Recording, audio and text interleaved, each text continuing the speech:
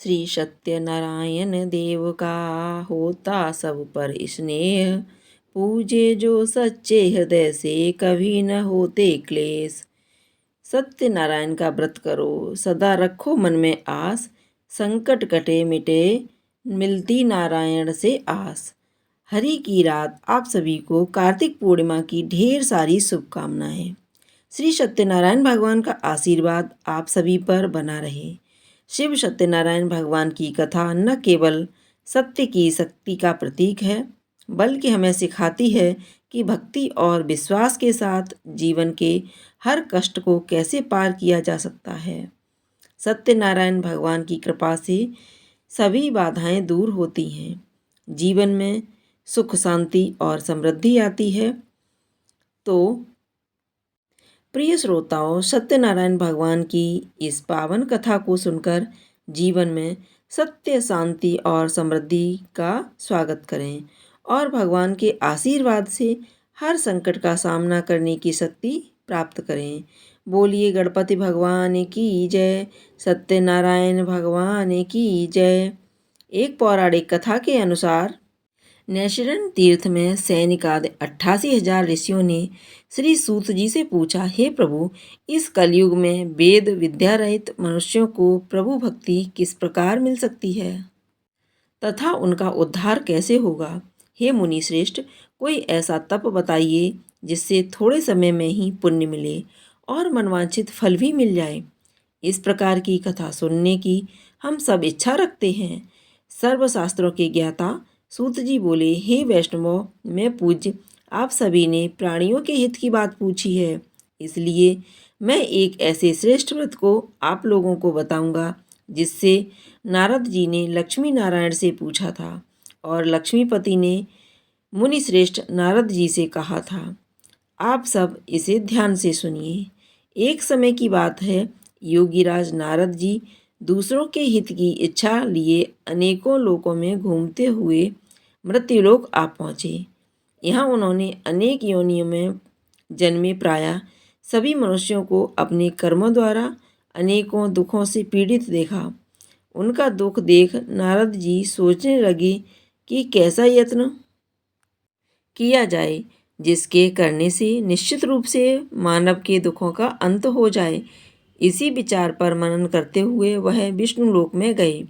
वहाँ वह देवों के देव ईश भगवान नारायण की स्तुति करने लगे, जिनके हाथों में शंख, चक्र, गदा और पद्म थे, गले में वरमाला पहने हुए थे। स्तुति करते हुए नारद जी बोले, हे भगवान, आप अत्यंत शक्ति से संपन्न, मन तथा वाणी भी आपको नहीं पा सकती। आपका आदि, मध्य तथा अंत नहीं है। निर्गुण स्वरूप, सृष्टि के कारक, भक्तों के दुखों को दूर करने वाले आपको मेरा नमस्कार। नारद जी की स्तुति सुन विष्णु भगवान बोले, हे मुनि श्रेष्ठ, आपके मन में क्या बात है? आप किस काम के लिए यहाँ पधारे हैं, उसे निसंकोच कहिए। इस पर नारद मुनि बोले कि मृत्युलोक में अनेक योनियों में जन्मे मनुष्य अपने कर्मों द्वारा अनेकों दुखों से दुखी हो रहे हैं। नाथ, आप मुझ पर दया रखते हैं तो बताइए कि वो मनुष्य थोड़े प्रयास से ही अपने दुखों से कैसे छुटकारा पा सकते हैं। श्री हरि बोले, हे नारद, मनुष्यों की भलाई के लिए तुमने बहुत अच्छी बात पूछी है। जिसके करने से मनुष्य मोह से छूट जाता है, वह बात मैं कहता हूँ, उसे सुनो। स्वर्गलोक व मृत्युलोक दोनों में एक दुर्लभ उत्तम व्रत है जो पुण्य देने वाला है। आज प्रेमवश होकर मैं तुमसे कहता हूँ, श्री सत्यनारायण भगवान का यह व्रत अच्छी तरह से विधान पूर्वक करके मनुष्य तुरंत ही यहाँ सुख भोग कर मरने पर मोक्ष पाता है। श्री हरि के वचन सुन नारद जी बोले कि उस व्रत का क्या फल है और उसका विधान क्या है। यह व्रत किसने किया था? इस व्रत को किसने किया था? इस व्रत को किस दिन करना चाहिए? सभी कुछ विस्तार से बताएं। नारद जी की बात सुनकर श्री हरि बोले, दुख व शोक को दूर करने वाला यह व्रत सभी स्थानों पर विजय दिलाने वाला है।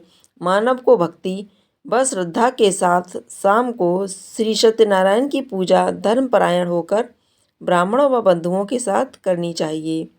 भक्ति भाव से ही नैवेद्य, केले का फल, घी, दूध और गेहूं का आटा सवाया लें। गेहूं के स्थान पर साठी का आटा, शक्कर तथा गुड़ लेकर सभी पदार्थ मिलाकर भगवान का भोग लगाएं।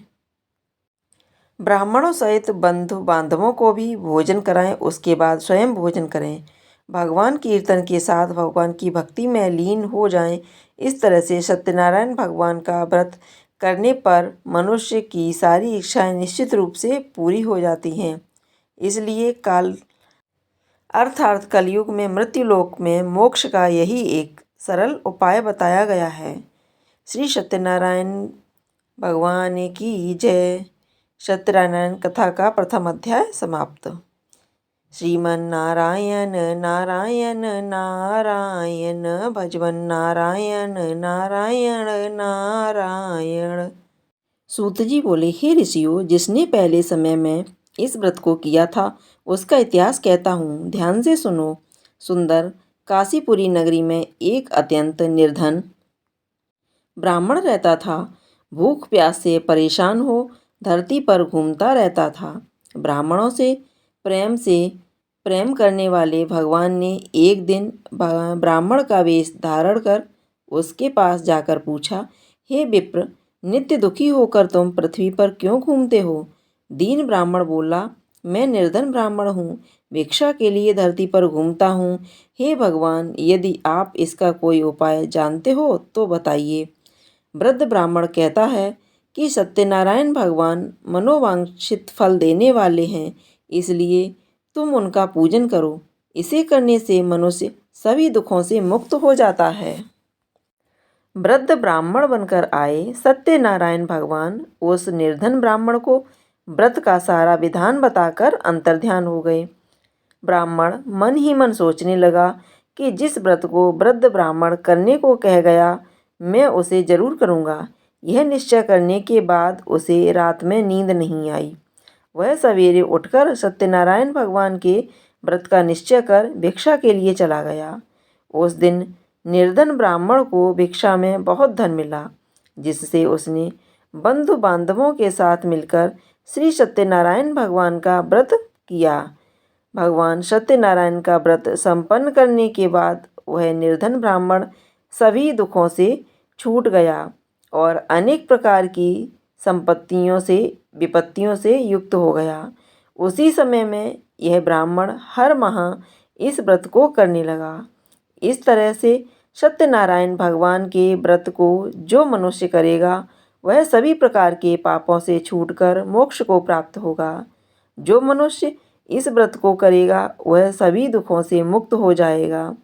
सूत जी बोले कि इस तरह से नारद जी से नारायण जी का कहा हुआ श्री सत्यनारायण व्रत को मैंने तुमसे कहा। हे विप्र, मैं अब और क्या कहूँ? ऋषि बोले, हे मुनिवर, संसार में उस विप्र से सुनकर और किसने इस व्रत को किया, हम सब इस बात को सुनना चाहते हैं। इसके लिए हमारे मन में श्रद्धा का भाव है।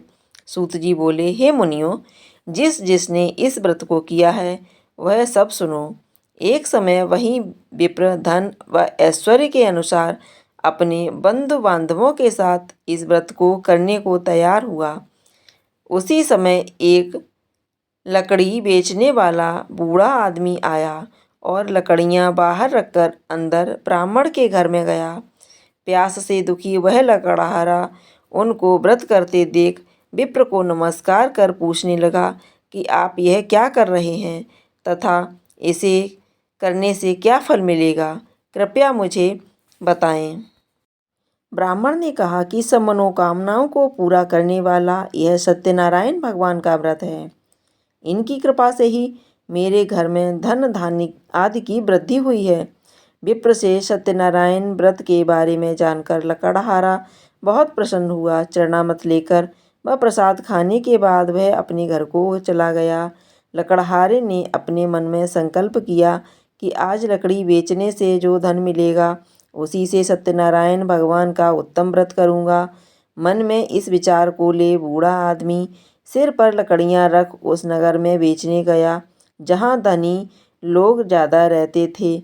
उस नगर में उसे अपनी लकड़ियों का दाम पहले से 4 गुना अधिक मिलता है। बूढ़ा प्रसन्नता के साथ दाम लेकर केले, शक्कर, घी, दूध, दही और गेहूं का आटा ले और सत्यनारायण भगवान के व्रत की अन्य सामग्रियां लेकर अपने घर गया। वहां उसने अपने बंधु बांधवों को बुलाकर विधि विधान से सत्यनारायण भगवान का पूजन किया। इस व्रत के प्रभाव से वह बूढ़ा लकड़हारा धन पुत्र आदि से युक्त हो संसार के समस्त सुख भोग अंतकाल में बैकुंठ धाम चला गया। दूसरा अध्याय समाप्त। श्री सत्यनारायण भगवान की जय। श्रीमन नारायण नारायण नारायण भजमन नारायण नारायण नारायण। सूत जी बोले, हे श्रेष्ठ मुनियों, अब आगे की कथा कहता हूँ। पहले समय में उल्कामुख नाम का एक बुद्धिमान राजा था। वह प्रतिदिन देव स्थानों पर जाता और निर्धनों को धन देकर उनके कष्ट दूर करता था। उसकी पत्नी कमल के समान मुख वाली तथा संती साध्वी थी। भद्रशिला नदी के तट पर उन दोनों ने श्री सत्यनारायण भगवान का व्रत किया। उसी समय साधु नाम का एक वैश्य आया। उसके पास व्यापार करने के लिए बहुत सा धन भी था। राजा को व्रत करते देखकर वह विनय के साथ पूछने लगा, हे राजन, भक्ति भाव से पूर्ण होकर आप यह क्या कर रहे हैं? मैं सुनने की इच्छा रखता हूँ, तो आप मुझे बताएं। राजा बोला, हे साधु, अपने बंधु बांधवों के साथ पुत्रादि की प्राप्ति के लिए एक महाशक्तिमान शक्तिशाली श्री सत्यनारायण भगवान का व्रत व पूजन कर रहा हूँ। राजा के वचन सुन साधु आदर से बोला, हे राजन, मुझे इस व्रत का सारा विधान कहिए। आपके कथानुसार मैं भी इस व्रत को करूँगा। मेरी भी संतान नहीं है और इस व्रत को करने से निश्चित रूप से मुझे संतान की प्राप्ति होगी। राजा से व्रत का सारा विधान सुन व्यापार से निवृत्त हो वह अपने घर गया। साधु वैश्य ने अपनी पत्नी को संतान देने वाले इस व्रत का वर्णन कह सुनाया और कहा कि जब मेरी संतान होगी तब मैं इस व्रत को करूँगा। साधु ने इस तरह के वचन अपनी पत्नी लीलावती से कहे। एक दिन लीलावती पति के साथ आनंदित हो सांसारिक धर्म में प्रवृत्त होकर सत्यनारायण भगवान की कृपा से गर्भवती हो गई। 10वें महीने में उसके गर्भ से एक सुंदर कन्या ने जन्म लिया। दिनों दिन वह ऐसे बढ़ने लगी जैसे शुक्ल पक्ष का चंद्रमा बढ़ता है। माता पिता ने अपनी कन्या का नाम कलावती रखा। एक दिन लीलावती ने मीठे शब्दों में अपने पति को याद दिलाया कि आपने सत्यनारायण भगवान के जिस व्रत को करने का संकल्प लिया था उसे करने का समय आ गया है। आप इस व्रत को करिए। साधु बोला कि हे प्रिय, इस व्रत को मैं उसके विवाह पर करूँगा। इस प्रकार अपनी पत्नी को आश्वासन देकर वह नगर को चला गया। कलावती पिता के घर में रह दिनों दिन बड़ी होने लगी। साधु ने एक बार नगर में अपनी कन्या को सखियों के साथ देखा तो तुरंत ही दूत को बुलाया और कहा कि मेरी कन्या के लिए योग्य वर देखकर आओ। साधु की बात सुनकर दूत कंचन नगर में पहुंचा और वहां देखभाल कर लड़की के सुयोग्य वाड़िक पुत्र को ले आया। सुयोग्य लड़के को देख साधु ने बंधु बांधवों को बुलाकर अपनी पुत्री का विवाह तय कर दिया। लेकिन दुर्भाग्य की बात ये कि साधु ने अभी भी सत्यनारायण भगवान का व्रत नहीं किया।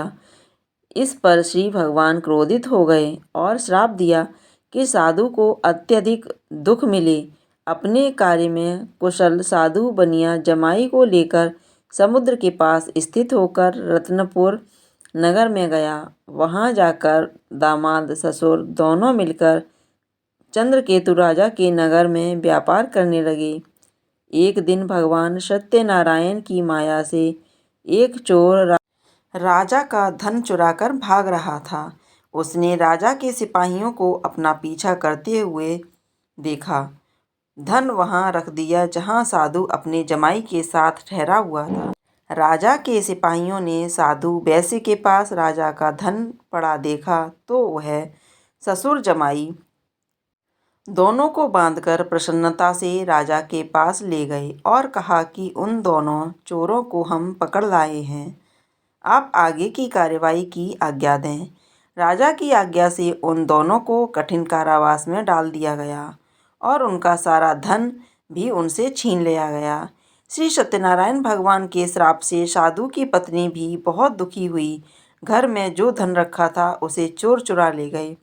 शारीरिक तथा मानसिक पीड़ा व भूख प्यास से अति दुखी हो अन्न की चिंता में कलावती एक ब्राह्मण के घर गई।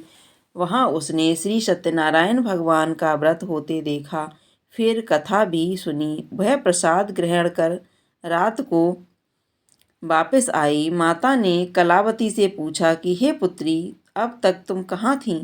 तेरे मन में क्या है? कलावती ने अपनी माता से कहा, हे माता, मैंने एक ब्राह्मण के घर में श्री सत्यनारायण भगवान का व्रत देखा है। कन्या के वचन सुन लीलावती भगवान के पूजन की तैयारी करने लगी। लीलावती ने परिवार व बंधु बांधवों सहित श्री सत्यनारायण भगवान का पूजन किया और उनसे वर मांगा कि मेरे पति तथा जमाई शीघ्र घर आ जाएं। साथ ही यह भी प्रार्थना की कि हम सबका अपराध क्षमा करें। श्री सत्यनारायण भगवान इस व्रत से संतुष्ट हो गए और राजा चंद्रकेतु को सपने में दर्शन देकर कहा, हे राजन, तुम उन दोनों वैश्यों को छोड़ दो और तुमने उनका जो धन लिया है उसे वापस कर दो। अगर तुमने ऐसा नहीं किया तो मैं तुम्हारा सारा धन, राज्य, संतान सभी को नष्ट कर दूंगा। राजा को यह सब कहकर भगवान अंतर्ध्यान हो गए। प्रातःकाल सभा में राजा ने अपना सपना सुनाया। फिर बोले कि बाड़िक पुत्रों को कैद से मुक्त करा सभा में ले आओ। दोनों ने आते ही राजा को प्रणाम किया। राजा मीठी वाणी में बोला, हे महानुभावों, भाग्यवश ऐसा कठिन दुख तुम्हें प्राप्त हुआ है, लेकिन अब तुम्हें कोई भय नहीं होगा। ऐसा कह राजा ने उन दोनों को नए वस्त्र आभूषण भी पहनाए और जितना धन उनका लिया था उससे दोगुना धन वापस कर दिया। दोनों वैश्य अपने घर को चल दिए। श्री सत्यनारायण भगवान का तृतीय अध्याय संपूर्ण। श्री सत्यनारायण भगवान की जय। श्रीमन्नारायण नारायण नारायण, भजमन नारायण नारायण नारायण। सूत जी बोले, वैश्य ने मंगलाचार कर अपनी यात्रा आरंभ की और अपने नगर की ओर चल दिए। उनके थोड़ी दूर जाने पर एक दंडी वेशधारी श्री सत्यनारायण ने उनसे पूछा, हे साधु, तेरी नाव में क्या है? अभिवाणी वाणिक हंसता हुआ बोला, हे दंडी, आप क्यों पूछते हो? क्या धन लेने की इच्छा है? मेरी नाव में तो बेल व पत्ते भरे हुए हैं। वैश्य के कठोर वचन सुन भगवान बोले, तुम्हारा वचन सत्य हो। दंडी ऐसे वचन कह वहां से दूर चले गए।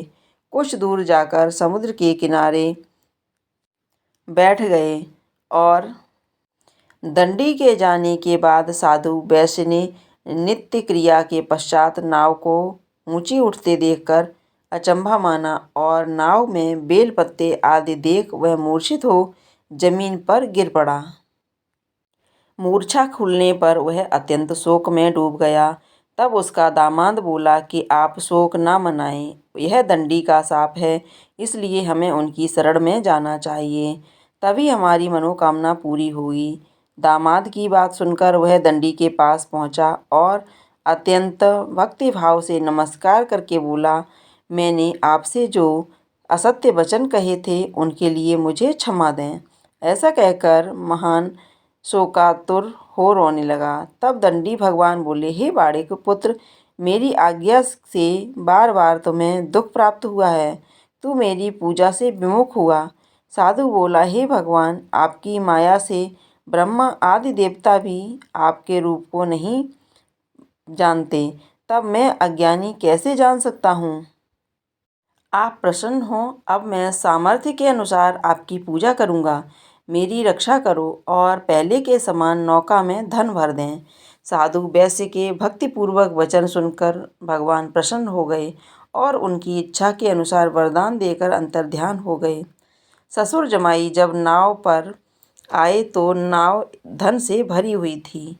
फिर वहीं अपने अन्य साथियों के साथ सत्यनारायण भगवान का पूजन कर अपने नगर को चल दिए। तब नगर के नज़दीक पहुँचे तो दूत को घर पर खबर करने के लिए भेज दिया। दूत साधु की पत्नी को प्रणाम कर कहता है, हे मालिक, अपने दामाद सहित नगर के निकट आ गए। दूत की बात सुन साधु की पत्नी लीलावती ने बड़े हर्ष के साथ सत्यनारायण भगवान का पूजन कर अपनी पुत्री कलावती से कहा कि मैं अपने पति के दर्शन को जाती हूँ, तू कार्य पूर्ण कर शीघ्र आ जा। माता के ऐसे वचन सुन कलावती जल्दी से प्रणाम कर प्रसाद छोड़ अपने पति के पास चली गई। प्रसाद की अवज्ञा के कारण श्री सत्यनारायण भगवान रुष्ट हो गए और नाव सहित उसके पति को पानी में डुबो दिया। कलावती अपने पति को वहां न पाकर रोती हुई जमीन पर गिर गई।